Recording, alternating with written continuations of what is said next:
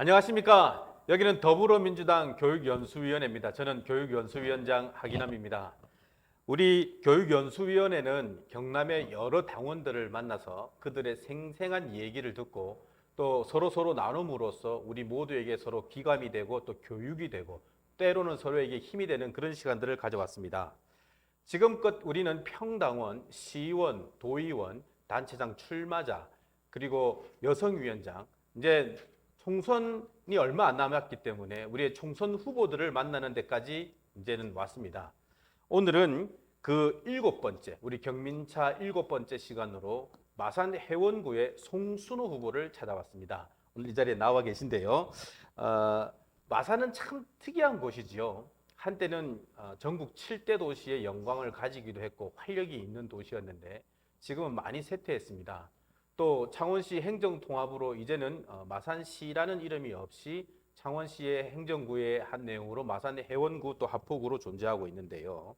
오늘 출연하실 송순호 후보님이 바로 이 마산 해원구의 국회의원 후보로 나왔습니다. 자, 우리 송순호 후보님 나오셨는데 인사 부탁드리겠습니다. 예, 안녕하세요. 송순호입니다. 저는 4월 10일 치러지는 국회의원 선거에서 더불어민주당 마산 해원구 국회의원 후보로 공식적으로 이제 공천을 확정받은 송순호입니다.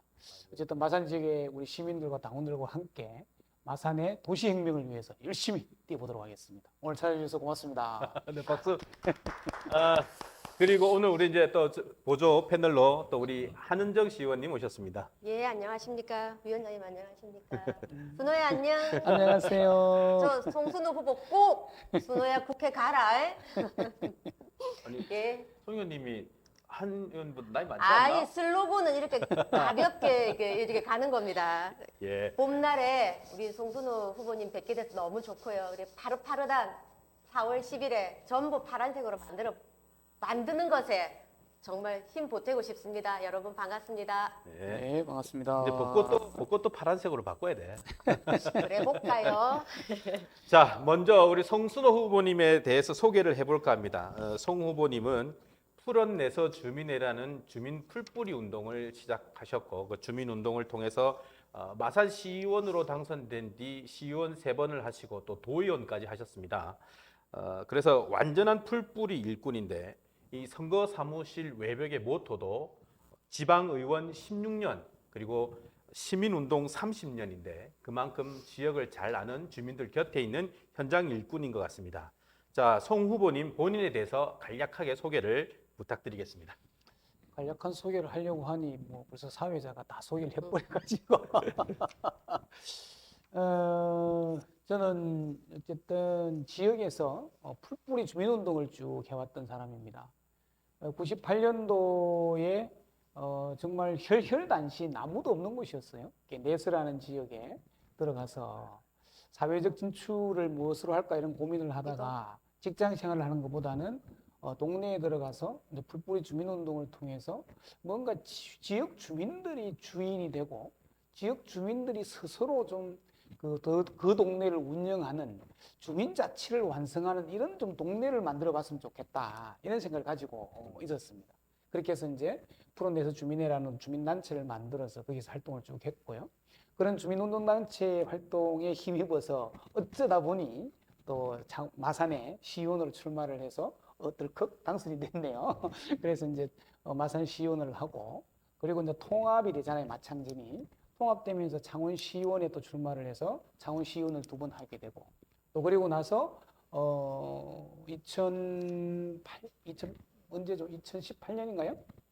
맞죠? 도의원. 2018년 도의원 선거가 그때 이제 도의원에 출마를 해서 경상남도 도의원으로 이제 또 덜컥 당선이 되어서 어쩌면 기초의원 이제 3번, 광역의원 4번, 총회에서 이제 지방의원을 16년 동안 하면서 지역 주민들과 함께 그리고 또 마산과 또 경남의 여러 가지 지역 발전을 위해서 노력했던 이런 경험을 가지고 있고요. 이제는 이제 지방의원 16년의 경험을 통해서 처음으로 이제 국회의원에 도전을 하게 되는데 정말 마산에 뭔가 새로운 변화, 새로운 비전을 제시하지 않으면 마산은 계속해서 좀 쇠락하고 쇠퇴할 수밖에 없다 이런 좀 생각을 가지게 됐고 우리 마산 지역의 주민들이 마산은 좀 뭐 어떻게 하면 좀 변화시킬 수 있겠느냐 이렇게 물어보면 아무도 거기에 대해서 대답하는 사람이 없어요. 우리 해운구 정말 갑갑하다, 답답하다 이런 말씀 그 하시거든요. 대답하러 나오셨네. 예, 예. 그 이제 그래서 지금부터 이제 그 얘기 할 거라 이제. 예, 그거와 관련해서 뭔가 이제 얘기를 좀 하고 싶어서 예. 제가 국회의원에 출마하게 됐습니다. 저는 그냥 그 간략하게 소개한 앞에 했는 대로 이제 지방의원 16년, 이제 시민운동한 30년을 30년, 통해서 밑바닥을 팍팍 기르면서 살아왔던 사람입니다. 제가 그럼 바로 그 내용을 받아서 질문 드립니다. 우리 후보님은 주민운동 그리고 시민운동을 하셨습니다. 내서 마을에서. 또 부부가 쌍으로 내서 마을에서 인기를 독차지하고 있는 걸로 알고 있습니다. 맞나요? 맞을 거예요. 뭐 저거. 쌍으로는 아닌 것 같고. 아니 되게 아내분이 조금 더 인기가 조금 더 예, 더 높더라고요. 높습니다, 그 저보다. 누군가는 민주를 내보내라라는 말도 있고. 예, 지난번 우리 2022년 지방선거에서는 재선 도연 도전하셨지만 안타깝게 떨어졌습니다. 그 지역위원장 우리 해원구 쉽지 않은 지역구 해원구 지역위원장을 맡아 열심히 해오셨고 이번엔 국회의원 선거에 출마를 하십니다. 송순호 후보에게 이번 총선 어떤 의미가 있습니까?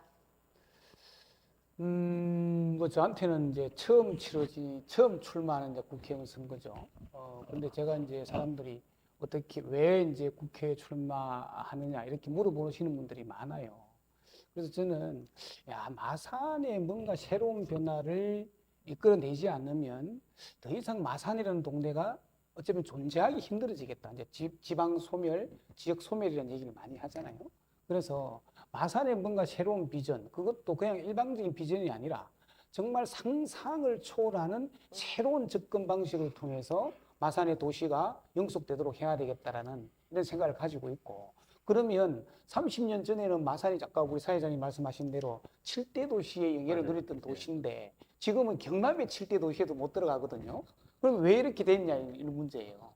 예전에는 마산에 이제 사람들이 찾아오고 일자리가 넘쳐나서 많은 사람들이 마산으로 왔거든요.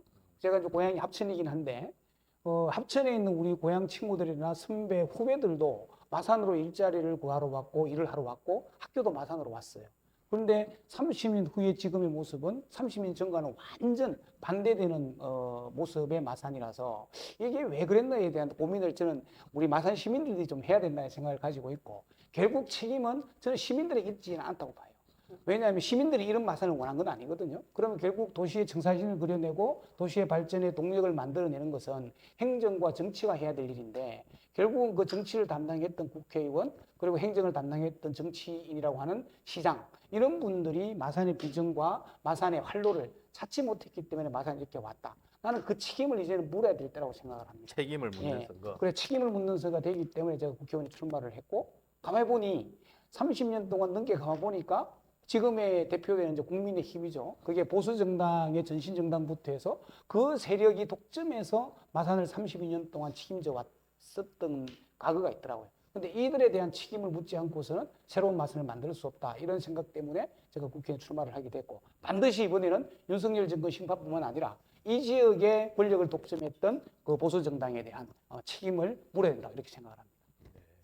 대부분의 그 총선 후보자들 얘기를 해보면요, 윤석열 정권 심판 이런 얘기들이 주를 이루고 실제로 또 우리 국민 또 우리 당원 정서의 다수이기도 한데, 더 나아가서 이 마산의 세태를 이끈 기존 정치인에 대한 심판 얘기가 크네요. 그렇죠. 저는 이제 물론 윤석열 정권 심판은 당연하게 깔고 가는 거고, 그게 플러스해서 정말 지역을 책임졌던 사람들은 지역에 대한 마산이 쇠퇴했던 것과 관련해서 책임을 져야 되고, 이렇게 마산이 쇠퇴한 이유와 관련해서 시민들에게 누구 하나라도 사실은 사과한 적이 없어요. 소위 말하면 마산은 기업도 잃었죠, 청사도 잃었죠, 이름마저도 잃어버렸잖아요. 그렇죠. 그거와 관련돼서 책임졌던 사람이 다 정치인들입니다. 그 정치인들이 마산의 이름마저 빼앗기고 기업도 잃어버리고 청사도 빼앗긴 것에 대해서 마산 시민들의 누구 하나 나서 내 잘못이다, 내 책임이 크다, 이거와 관련돼서 사과를 해본 사람이 한 명도 없어요. 이걸 예를 들면 심판하지 않으면 도대체 누구를 심판해야 된단 말이죠. 아주 의미 있는 심판인 것 같습니다. 그리고 어쨌든 보면은 이게 마산 해원구, 마산 중에 해원구의 이제 후보자시잖아요. 네네. 해원구는 뭐 저도 여기서 이제 초중고를 나오고 또 여기서 생활하고 있고 또 유권자이기도 한데, 이게 해원구가 우리 창원 5개 보면은 좀 애매하잖아요. 성산군은 뭐 그 공업 제조업 뭐 이런 것들이 공단. 많이 있고 진해는 해군이 있고 예, 예. 하다못해는 좀 그렇지만 하포구에는 바다도 바다가 있고 있고. 뭐 해운군은 뭐가 있나 봐야지. 해운군 송순호가 있지. 아. 그나마 다행.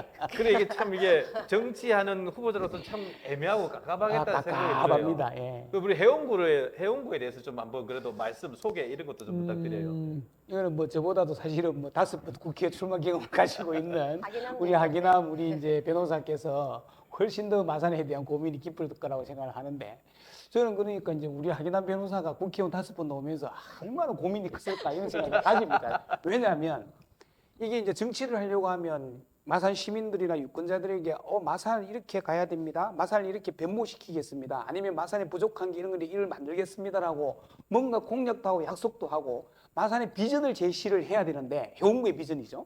그런데 해운구를 생각하면 진짜 깝깝해요. 아까 말한 대로 성산구는 제조 공업, 그죠? 진해 같은 경우는 해양을 통해서 이제 군인 도시기도 하고 해양이 돼 있고 지금은 이제 부산 신항이라는 큰 항만의 물류구의 중심에 서고 있는 거잖아요. 하포는 그래도 해양 신도시를 비롯해서 부산 해안강 당지부터 해서 뭔가에 앞으로 뭔가 잘 고민해내면 뭔가의 먹거리도 있을 것 같고 강한거리도 있을 것 같은 느낌이 든단 말이에요. 그런데 해운구는 없어요. 자유무역지 이게 딱 있는 거야. 자유무역지도 1974년도부터 개항해서 지금까지 세월이 엄청나게 흘러가지고 있는데 거의 한 몇 년 되죠? 그러면 한 50년 가까이 돼 가잖아, 그죠? 그 정도에 있지만 자유무역 지역이 사실은 마산의 먹거리를 그렇지. 만들어내고 우리의 미래가 될 수는 없지. 못하거든요. 아주 개발 시대 때 하는 그렇죠. 거니까. 마산의 미래를 만들지는 못한단 말이에요. 그렇다고 해서 공원이 있는 것도 아니고 바다가 있는 것도 아니고 뭘 찾으면 없어요. 그래서 마산을 어떤 도시로 만들 건가에 대한 비전을 제시를 하고 유권자들에게 뭔가 호소를 해서 계약을 맺어야 되는데 그 계약을 맺기까지에 뭘 내놓을 수 있는 게 없다라는 게 참 제가 후보로 나서는 저도 깝깝한 거예요. 혹시 5년 동안 하시면서 뭔 아이디어 없으세요? 예전에 그 윤한원 국회의원이 그 처음 선거 나올 때 MCT가 MCT. 뭐 아이고. 엄청나게 뭐 대단한 거 한다고 했는데 다 어디 그냥 갔지? 다 그냥 진짜 말뿐인 공장이죠. 이게 빌공짜에. 그게 사실 MCT 업무가 이제 이루어지지가 않아요. 그참 마산이 그래요, 그죠? 그럼 이제 더 이상 저희 이제 유권자들도 후보들에 대한 공약에 큰 기대가 없을 수도 있겠다. 그렇죠? 이제는. 그래도 공약해야 되지 않을까요? 뭔가 상을 그려야 되니까. 그리고 공약을 해야 되는데 저는 이게 이제 딜레마인 거예요. 사실은 뭐냐면 우리 이제 대부분의 정치인들이나 또 시장 나오시는 분들, 국회의원 나오시는 분들 하면 우리 마산 해운구를 예를 들면 그런 거예요. 마산 해운구를 뭔가 이제 자유무역지역을 고도화해서 일자리를 만들어내고 그래서 청년이 돌아오는 도시를 만들고 그래서 젊은이들이 막 넘쳐나는 이런 도시를 만들겠다라고 말은 하지만 현실적으로 가만히 뜯으면 그것이 과연 가능할까? 물음표를 던질 수밖에 없는 거거든요. 그러면서 무엇을 대단히 산업단지도 만들고 공업용지도 만들고 이렇게 하지만 사실은 해운구에는 뭐냐면 팽성산업단지도 있지만 팽성산업단지 만든다고 이제 거의 20년이 지났어요. 그럼에도 불구하고 아직까지 개발이 착수가 안 돼 있거든요. 왜냐하면 산업단지를 많이 만들다 해도 들어올 기업이 없으니까 그 산업단지를 만들려고 하는 주체들도 뭐냐면 투자를 해서 얻는 이득이 없거든요. 그래서 아예 PF 자금도 못 빌리고 있는 상황인 거라. 그러면 마산을 뭔가 대규모 공장을 유치해서 일자리를 만들겠다 이게 하는 게 과연 가능할까? 그러면 결국은 뭔가 공약을 내걸린다고 하지만 그러면 일자리 만들겠습니다. 공장 유치하겠습니다. 대기업 유치하겠습니다라고 해야 시민들이 그나마 그렇지. 마산을 살릴 모양이다. 이라고 자꾸만 희망이 들어서 표를 줄지는 모르지만 실질적으로 그렇게 공작하는 사람은 대안이 없는 거는 사실은 빌공짜입니다. 그래서 여기에 저는 이제 딜레마가 고민이 있는 거예요. 물론 제가 가지고 있는 나름의 마산에 대한 비전은 있습니다. 그건 그 나중에 비전을 한번 소개할 기회가 들어봐야 있을지 되겠다. 모르겠는데. 그래, 제가 얼마 전까지 우리 송순호 위원장님이라 부르지 않았고 같이 이제 창원시 의회에 있을 때는 선배님이라고 제가 예, 호칭을 예. 불렀었는데 송순호만이 가지는 쉬운 단어를 쓰는 그런 화법이 있어요. 그 선배님이 얘기를 들으면 그 말을 하고 싶구나. 잘 알아듣거든. 그런 쉽고 남들이 다 이해할 수 있는 그런 쉬운 공약을 지금부터 하나씩 이제 풀어보겠습니다. 송 후보의 출마 선언문 공부 좀 했습니다. 어떤 동네에는 신생아가 1년에 5명밖에 태어나지 아이고. 않는다고. 한 달에 5명 아니고. 어떻게 된 건지 사실인가, 그쵸? 예. 이게 해서 우리 후보님이 요 내용 끝에 뒤에다가 이렇게 붙이셨어요. 도시혁명이 필요하다고. 송순호의 도시혁명 한번 들어보고 싶습니다. 예, 진짜로 이제 도시혁명이 필요하다고 생각을 해요. 그건 뭐냐면 마산이 가지고 있는 어째 보면 특징을 가장 간략하게 두 개를 설명하면 마산은 어째 보면 민주성지라고도 얘기를 하죠. 그것은 뭐냐면 3.15 부정선거에 우리 마산 시민들이 저항을 하면서 민주화를 이끌어졌고, 그리고 이제 1979년도에 이제 11.8 쉽게 말하면 이제 11.6 사건이 일어나게 되는 또 와선이 됐던 곳이 이제 마산이거든요. 그런 것들을 통해서 전국적으로 이제 민주성지라고 이름을 붙일 수 있는 것은 광주하고 마산밖에 없다. 광주가 민주성지, 또 마산이 민주성지. 이렇게 해서 어찌 보면 민주화의 성지라고 얘기할 수 있는 부분 하나가 있고요. 또 하나는 이제 자유무역적이 1973년도에 이제 개장을 하면서 많은 입주업체들이 들어와서 수출 자유지역으로 명명이 되면서 우리나라의 수출에 혁혁한 공을 세우면서 지역의 경제 발전뿐만 아니라 대한민국의 경제를 견인했던 산업화의 요람이었던 도시거든요. 그렇게 해서 민주화 산업화했던 도시고, 그것이 80년대, 90년대를 거치면서 마산은 전국 7대 도시의 영광을 누릴 만큼 인구도 굉장히 많았어요. 마산이 54만 명까지 갔던 적이 있으니까요. 이제 그런 건데 그때만 하더라도 일자리가 진짜 많이 늘어나서 마산하면 전국에서 굉장히 부러워하는 도시였고, 마산에 가서 일자리를 구하러 간다, 아니면 마산에 유학 간다, 아니면 마산에 집을 사러 살러 간다, 예를 들면 이런 표현들이 굉장히 유학을 많이 갔죠. 그렇죠. 유학을 갔던 곳이 이제 마산이거든요. 그 정도로의 민주화의 성지였고 산업화의 요람이었고 일자리가 풍부한 정말 살기 좋은 도시였어요. 그것도 물 좋고 산 좋고 공기 좋고 기후 좋고, 그렇죠? 그 정도로 이제 살기 좋은 도시였는데 지금 도시가 이렇게 돼버렸다는 것은 아까 우리 한은정 우리 의원님 말씀하신 것처럼 마산의 현실을 적나라하게 보여주는 지표가 하나 있습니다. 그것이 아까 했던 대로 5명, 저는 6명, 7명 이렇게 이야기하거든요. 우리 동네 해용구에 보면 이제 회성동이라는 곳이 있어요. 교도소 있는 부지 있잖아요. 예. 회성동에 5명, 합성 2동이라는 것도 있어요. 합성 2동이 6명, 봉암동이 7명, 봉암 1동이 10명 이래요. 이게 무슨 숫자인지 알고 가면 저도 깜짝 놀랐습니다. 이게 무슨 숫자지? 이게 뭐 예를 들면 서울대학교 간 학생 숫자인가? 이 정도로는 고민을 했었는데 그게 아니고 2023년도 한 해 동안 그 동에서 태어난 신생아 출생 숫자예요. 그러니까 회성동에 5명밖에 안 태어났고 합성 2동은 6명, 봉암동은 7명, 봉암 1동은 10명밖에 작년에 태어나지 않았다는 거예요. 그럼 한 동에 소위 말하면 초등학교 한 개씩 다 있거든요. 그런데 이게 한 7, 8년 정도 지나고 나면 초등학교 입학하는 애가 5명, 6명, 7명. 얘들이 이사를 가지 않고 그대로 산다는 전제하에 그런 거예요. 그런데 얘들이 이사 갈 뭐 전제가 됩니까? 딴 데로 다 떠날 수도 있고 있으면. 그래서 한 동에 한 학기를 유지하는 게 이제 힘든 정도. 그것이 먼 미래의 문제가 아니고 겨우 6년, 7년 후의 문제라는 거예요. 그게 마산시의 현실을 단적으로 보여주는 전 지표라고 생각합니다. 그래서 이런 마산 과연 누가 만들었냐 이 말. 이런 마산을 아까 했던 30년 전의 마산은 정말 7대 도시의 영광을 누렸던 도시가 지금은 경남의 7대 도시라고도 말할 정도, 그럴 정도의 상황이 와 이랬거든요. 그것이 신생아 출생 숫자를 보면 더 그런 거예요. 이것이 앞으로 더 개선될 거냐? 저는 이 상황에서 뭔가를 바꾸지 않으면 개선될 여지는 별로 없다. 그래서 더 쪼그라들면 쪼그라들고 쇠퇴해 가면 쇠퇴해 갔지. 그러면 이거와 관련해서 누군가는 그 문제와 관련해서 방향을 제시할 사람이 필요하다는 거예요. 또 심판으로 돌아온다. 당연히 심판해야 되고 그 대안을 저는 송순호가 만들어내겠다는 겁니다. 그것을 송순호가 만들어낸 대안을 가지고 마산을 정말 예전에 영광이 있었던 전국 7대 도시 끝까지 갈지 모르지만 어쨌든 그런 방향으로 도시를 한번 만들어보고 싶고 그렇게 마산의 희망을 가진 도시로 만들고 싶은 생각이 있는 겁니다. 그럼 말씀은 이제 그렇게 하셨는데 그래 공약을 보니까 이제 실버 산업 도시, 또 청년 창업 도시, 또 헬스케어 같은 그런 얘기를 이제 하시잖아요.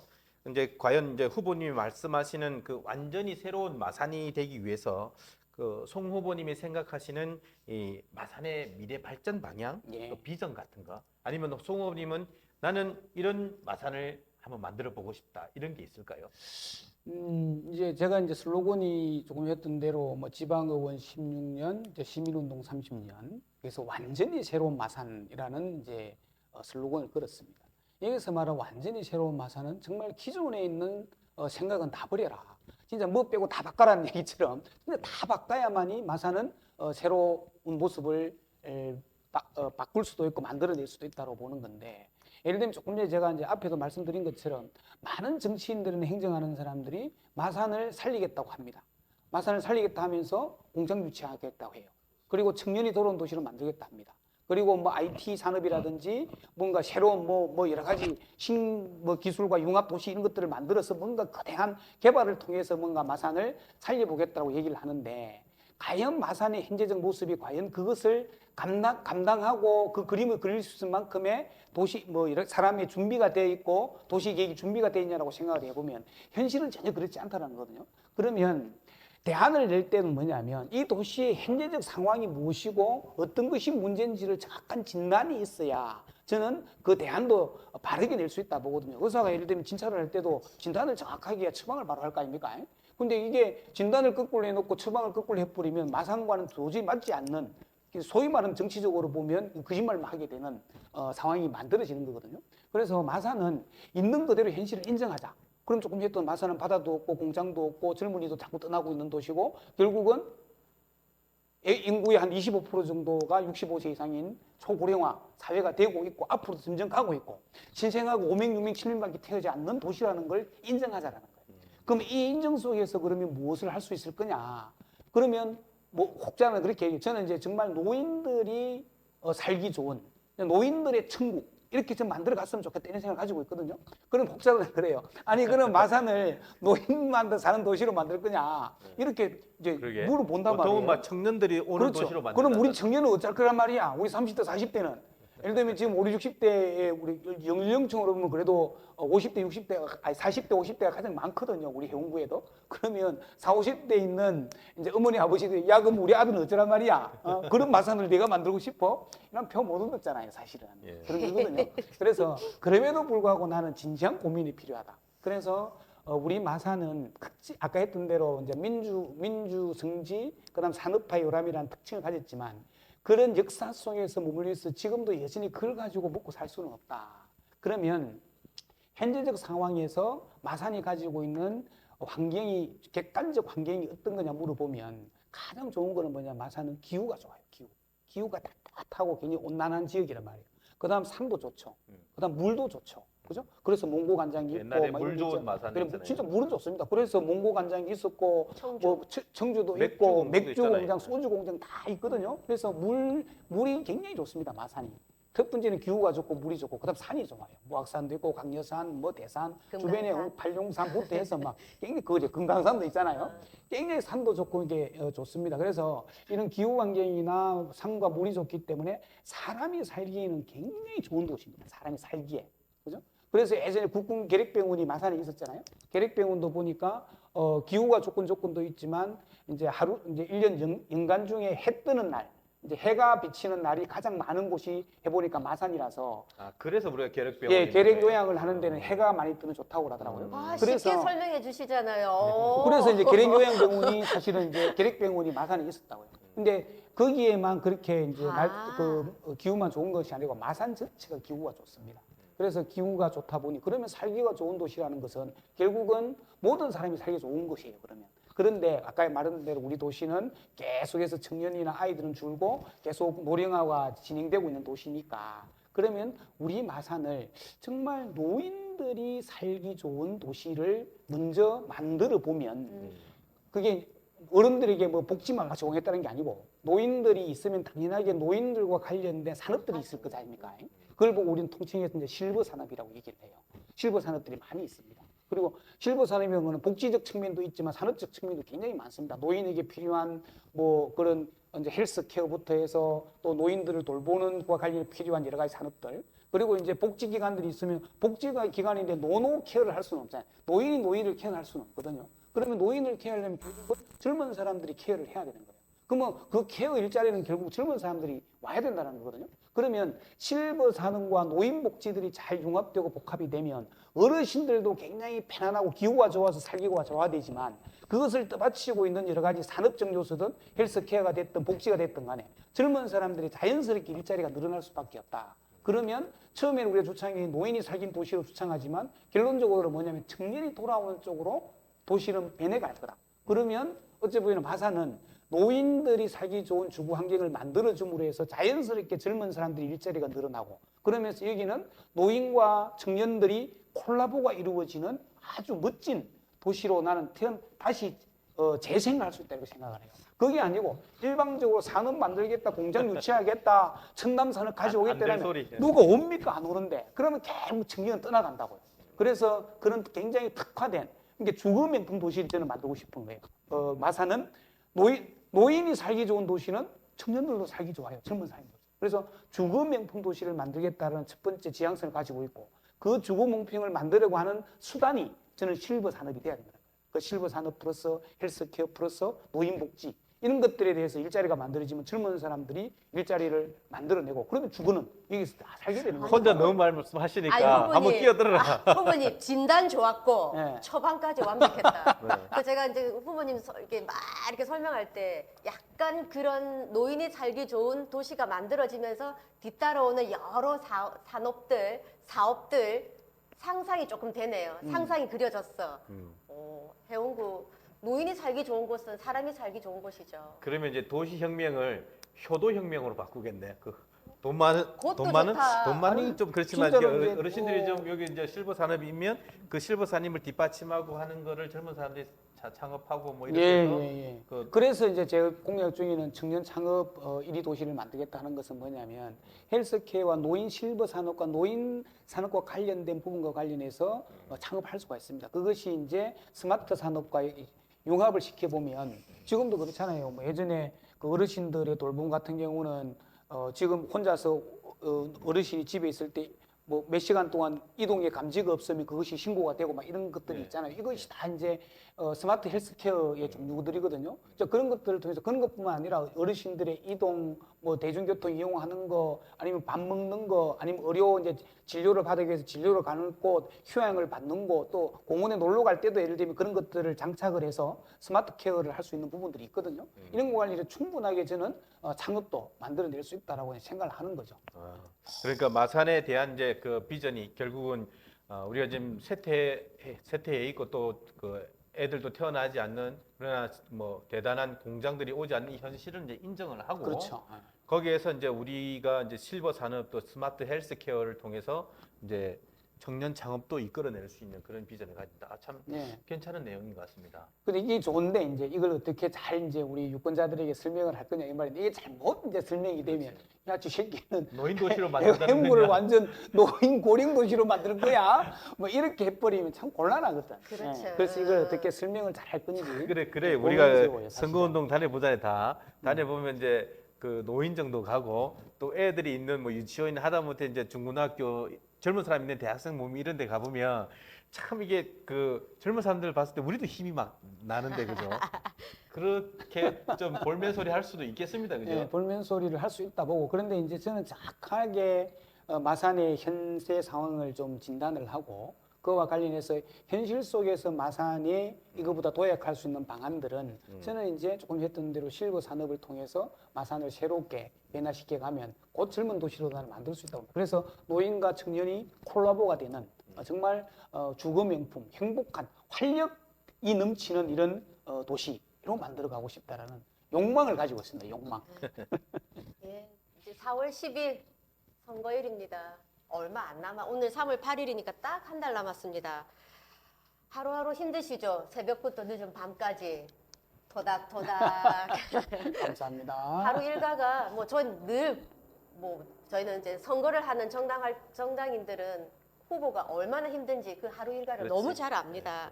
실제로 다녀보면 지역구의 분위기는 또 어떤지 또 그 분위기에 따라 또 때로는 우리 후보가 주눅이 들기도 하고 또 으쌰으쌰 기운이 나기도 하는데 동네 분위기 어떻게 진단하십니까? 저는 뭐 이제 생활 자체를 워낙 바닥을 기던 사람이라서 막 제가 주눅이 들고 이런 적은 없습니다. 저는 또 어떤 일을 할 때도 굉장히 근거 없는 낙관주의. 사실은 뭐 잘 된다, 또 잘 될 거다라는 사실은 이제 근거는 없지만 굉장히 낙관적인 이제 낙천주의자입니다. 제가 그래서 굉장히 뭐 선거운동도 굉장히 즐겁게 하고 있고. 근데 이제 동네의 분위기는 정말 많이 달라졌어요.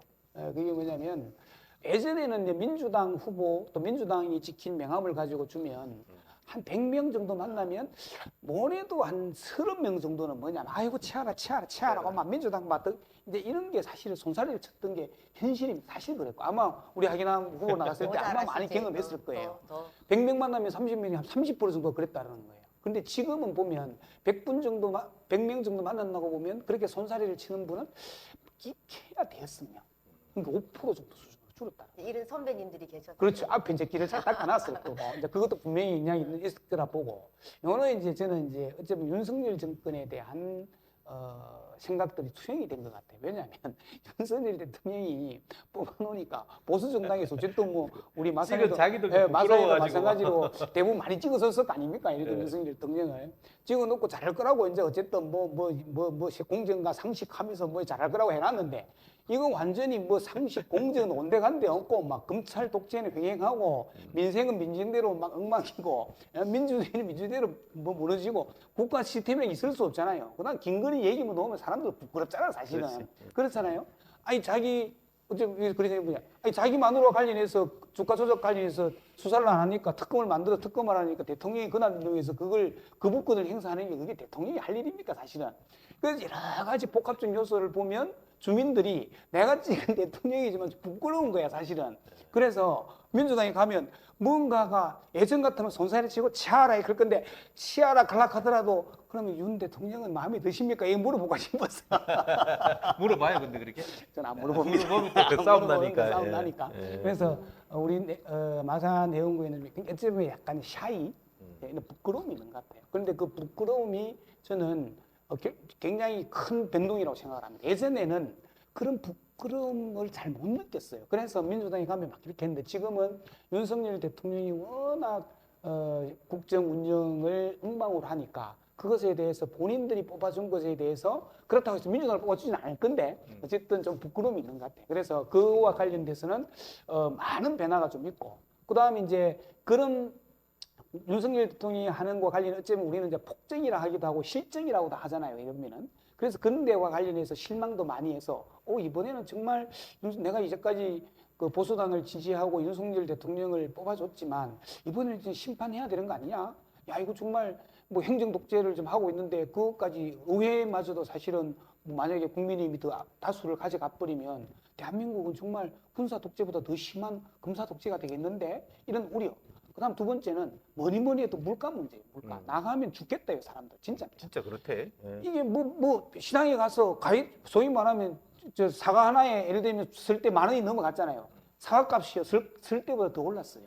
훨씬 더 비쌉니다. 귤값도 더 올랐고. 그래서 물가가 이게 설 지나고 나면 떨어질 줄 알았는데 설 지나고 이게 더 오르네. 그러니까 지금 뭐 사과 수입해야 된다 하고 난립니다. 근데 일본에서 후쿠시마산 사과를 수입한다는 얘기도 있던데 어쨌든. 그러니까 물가 때문에 주부들도 그렇고 어른들도 그렇고 야, 돈 내가 5만 원 가지고 왔는데 시장 가니까 뭐 조금 사고 나면 살 게 없다는 게 이거에 대한 불만이 엄청 많아요. 근데 이게 소비자들만 불만이 있는 게 아니고 장사하시는 분들도 불만이 넘쳐납니다. 왜냐하면 지나가다가 이거 얼마 합니까? 이러면 예전 같으면 5,000원이요 한 주머니 5,000원인데 지금은 한 주머니 15,000원 이렇게 불러버리는 거야. 그러면은 지나가다가도 살다가도 15,000원 소리 듣고 못 사고 가버려. 그래서 시장을 배회를 한 2바퀴 합니다.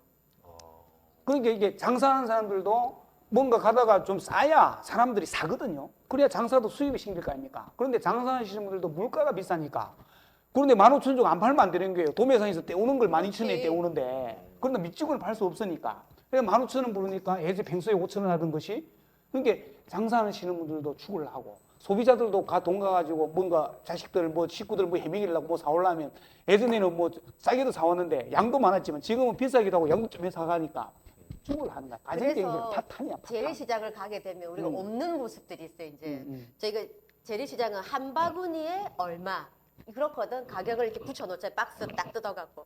근데 이제 한 개 가격을 붙여놔요. 그러니까. 그리고 우리가 사과를 사려면 주인 아주머니가 사과를 딱딱 부위로 딱 잘라서 한 입 먹여주거든. 그거 이제 없어. 시식이라는 게 이제 없어요.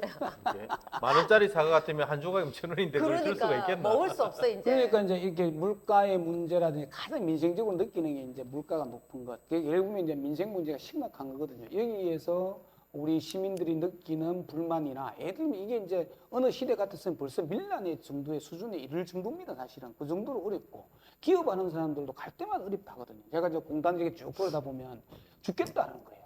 그래서 아니 그래 죽겠다 하는데 투표는 윤석열이 했다 아닙니까? 그러니까 윤석열이 찍었대. 그래 잘할 줄 알고 찍었대. 근데 지금은 기업하는 사람들도 완전 돌았었어요. 진짜입니다.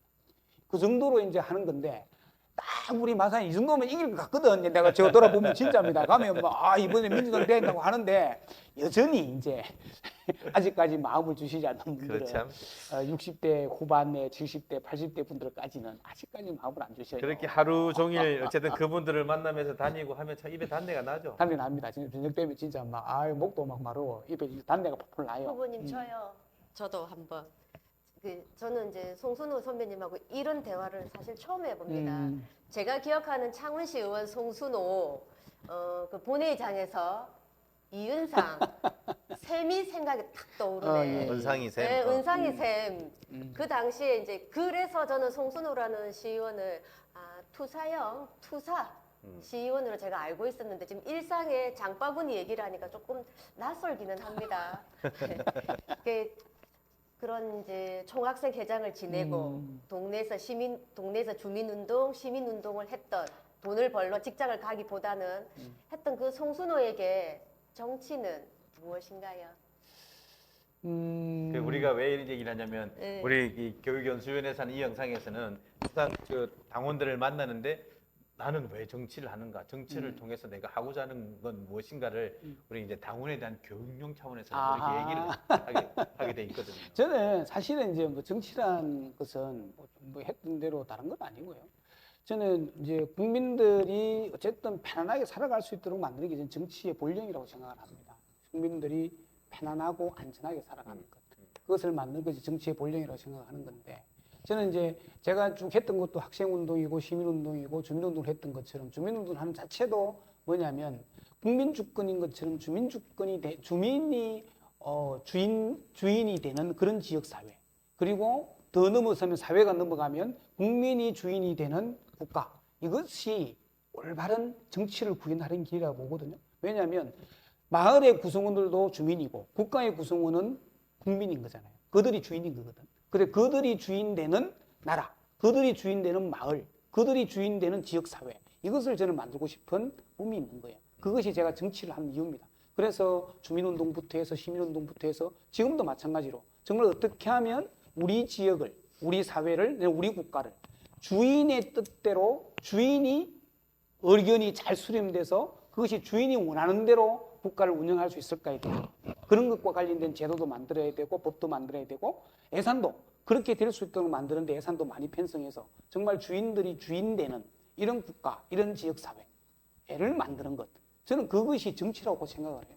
정치가 따로 있습니까? 멋진 말입니다. 주민이 주인이 되는 국가. 아주 그 정치를 하는 이유를 아주 정말 그 간명하고 또 알아듣기 쉽게 또 임팩트 있게 얘기를 해주셨던 것 같습니다.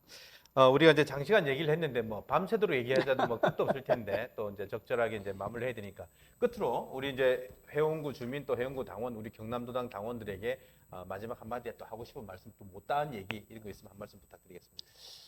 예, 우리 이제 영남 지역에서 사실은 민주당 당원으로 살아간다는 것, 그리고 민주당 후보로 나와서 이제 정치를 한다는 것, 그리고 이제 출마를 해서 표를 얻으려고 한다는 것 자체가 굉장히 고단한 일이고 이제 어려운 일입니다. 저 역시도 어렵지만 예전에 많은 경험을 하셨던 우리 하기남 전 위원장도 굉장히 많은 어려움들을 겪었을 거고, 그렇지만 사회는 또 시대는 변화가고 또 역사의 진전은 좀 일어나는 거거든요. 그래서 우리 마산 지역도 마찬가지고 민주당의 지지율이 예전에는 뭐 15%, 20%, 25%에서 지금은 그래도 최소 30%는 되거든요. 이런 것들이 하기남 후보가 5번의 국회의원에 나오면서 그런 것들을 한 계단 한 계단 하는 게 저는 만들어 왔다고 생각을 합니다. 그런 것처럼 지역에서 민주당이 승리를 하려고 하면 적어도 민주당의 지지율이 최소 40%를 넘어야 이게 부득싶을 만합니다. 그렇게 40% 넘어가야 인물을 가지고 비교를 해서 인물 경쟁력이라든지 또 비전이나 슬로건을 가지고 또 선거운동 방식을 가지고 뭔가 싸워서 한 번은 이기기도 하고 지기도 하고 이런 이제 지역을 만들 수 있는 거거든요. 그런데 민주당의 지지율을 40% 올린다는 것 정말 힘든 일입니다. 그렇지만 해야 됩니다. 이걸 하지 않으면 민주당으로 당원으로 살아간다는 것 정말 어려워요. 오늘도 제가 복지관에서 어떤 어르신을 만났는데 만나자마자 아이고 반갑다고 막 인사를 해요. 그래서 저도 너무 반갑게 인사를 했어요. 그랬더니 자기가 내세에 좀 살았대요. 그런데 내보고 귓속말로 싹 빼고 하는 말이 내도 민주당 아무도 안 봐요. 아무도 안 보는데 그 어머니는 내가 민주당을 이제까지 지지한다는 소리를 남이 들을까 봐 눈치를 서너 번 보고 얘기를 하는 거예요. 그게 그 어머니가 가지고 있는 심정인 거라. 그런데 그것뿐만 아니라 우리 당원들 역시 그렇다고 저는 생각해요. 이제 예전보다 많이 달라졌죠. 그런데 내가 민주당 당원입니다라고 당당하게 얘기할 수 있는 사회적 분위기를 만들고 지역의 분위기를 만들 때 저는 민주당의 지지율도 40% 올라간다고 봅니다. 그전에는 우리가 가지고 있는 고립감들이 있습니다. 그게 정치적 고립감이라고 저는 표현을 하는데 내가 민주당 지지자지만 나는 민주당 당원이에요. 민주당을 지지합니다. 송순호를 지지합니다. 내지는 이재명을 지지합니다. 라고 얘기를 해야 되는데 이것을 못 하는 거예요. 왜? 민주당을 지지한다 하면 목욕탕에 가서도 왕따 될 것 같고 밥을 먹다가도 왠지 혼자 먹게 될 것 같고 이런 두려움이 있는 거예요. 그래서 소위 말하면 커밍아웃을 못 하고 있는 상황 이런 게 문제라 보거든요. 그래서 저는 민주당 당원들에게 감히 말하건대 이제는 커밍아웃 합시다. 내가 민주당 지지자고 나는 민주당 당원이고 그래서 민주당 후보로 나온 송순호를 지지하고 뭐 허성무를 지지하고 누구를 지지하고 이렇게 당당하게 얘기할 때 주변의 분위기를 만들어가는 그게 기싸움이라 생각하거든요. 그런 기운이 만들어지고 하나씩 우리 민주당 당원들이 나도 알고 보니까 당원이네. 내 이웃에 사는 얘도 당원이네. 이런 것들이 확인될 때 스스로 힘도 얻고 우리는 나가 혼자가 아니고 주변에 있는 동지들이 있다라는 그런 믿음과 확신이 있을 때 저는 민주당의 지지율이 높아진다고 생각하거든요. 그래서 당원들에게 꼭 부탁하시는 거는 내가 민주당 당원이라고 당당하게 말하면서 좀 하고 이번 선거와 관련해서 그렇게 하셔도 됩니다. 왜냐하면 윤석열 형님이 워낙 잘하고 있잖아요. 그래서 그렇게 해도 충분히 하다 보고 이번 기회에 이런 것들을 통해서 민주당의 지지율이 최소한 40% 정도 될 때까지 일을 만들 수 있다고 봅니다. 송수도 잘한다. 그렇게 하면 좋겠습니다. 네. 시간이 지날수록 또 끝이 될수록 더 피치가 올라가지고 이제 우리 민주당 지지율을 40%까지 올리는 그 목표에까지 이르렀습니다. 네, 장시간 저희가 오늘은 마산 해원구의 송순호 후보를 만나서 참 주민운동서부터 시작해서 동네 구석구석을 다니고 이제는 국가의 주민운동의 확장판을 바라는 그런 얘기를 들었습니다. 윤석열 정권의 심판과 또 우리 민주당 지지율을 40% 올려서 이 동네에서 새로운 우리 마산의 변화를 혁명적으로 이끌 도시의 혁명을 얘기를 하는 얘기를 들었습니다. 이 얘기를 여러분들께서도 다 나누어 주시고 또 이런 것들을 공유하시면서 지역의 더 넓은 많은 사람들에게 얘기를 해서 우리 송순호 후보가 이 마산 해운구의 도시 혁명을 이끌고 실버 산업, 청년 창업을 이끌 수 있는 그런 기회를 그런 목표가 꼭 이루어질 수 있도록 우리 모두가 다 응원하고 바라고 또 격려하고 박수를 쳤으면 좋겠습니다. 오늘 우리 경남민주당을 찾아서 제7화 마산해운구 송순호 후보편 우리 송순호 후보님의 정말 사자우 같은 얘기를 듣고 마무리하도록 하겠습니다. 여러분 수고하셨습니다. 고맙습니다. 예, 감사합니다. 대한민국 아이고, 국회 고맙습니다. 송순호 의원실에서